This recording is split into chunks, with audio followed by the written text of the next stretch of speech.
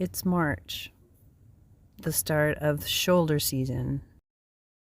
It's time to say goodbye to the desert. The aridness here always revives my body in a certain way. But the heat is not my friend, so while I'm sad, it's time to go. Even though I grew up in green spaces, after 5 months in the desert, it's quite a shock.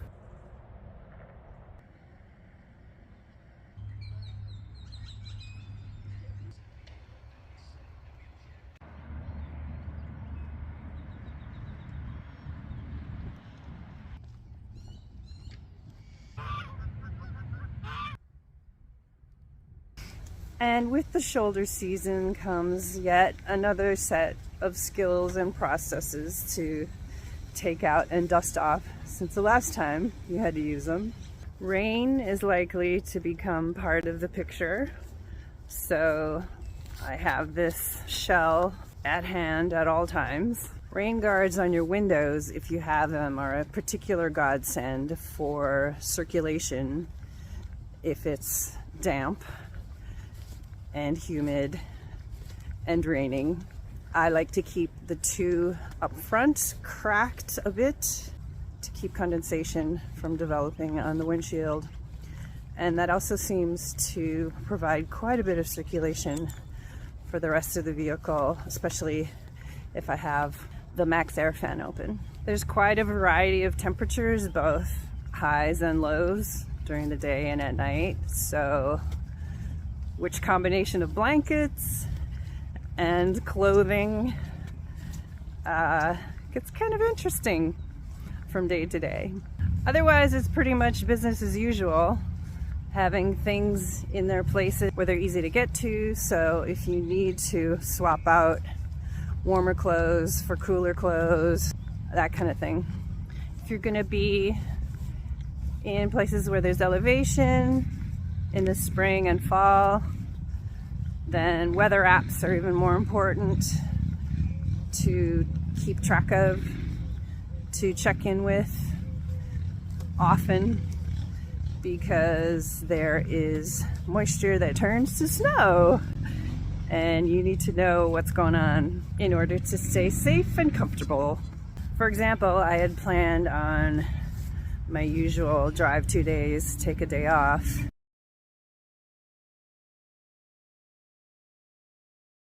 But looking at the weather, it turned out that I stayed an extra day because of elevation related weather that I just didn't want to deal with.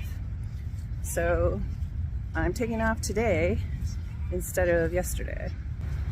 With the huge honking tires on my rig and 4-wheel drive, I know I'm fine. I just don't want to deal with white knuckling and exhaustion from driving through snow that I know would happen regardless of how well prepared I am. It's also given me a chance to explore this area and add to my cache of pins for places that I can stay, that I really like and want to come back to. And that is the whole idea. For me, in the city, that usually consists of having a Walmart, maybe a Trader Joe's, a Smith's grocery store, or Fry's are among my favorites, or whatever appears to be under the Kroger umbrella, apparently. And the best is when I can find a health food store that's part of a co-op distribution network. Hospital parking lots that are hospitable. Public spaces like this park that have great walking trails, restrooms, garbage cans.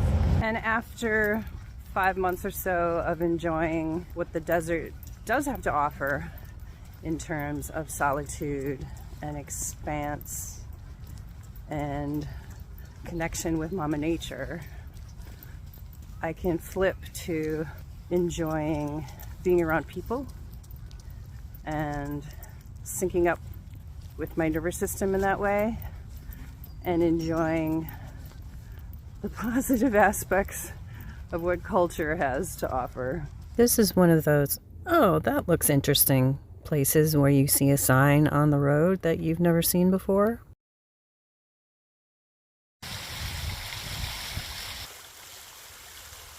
I'm so glad I decided to follow my intuition and check it out.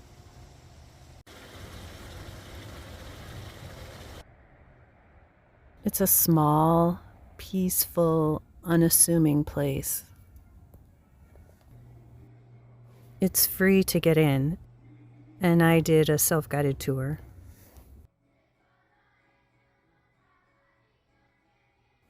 And maybe because of the current political landscape as I record this, I couldn't help but soak in the masterful masculine of this man, who believed so strongly in nonviolent struggle for justice.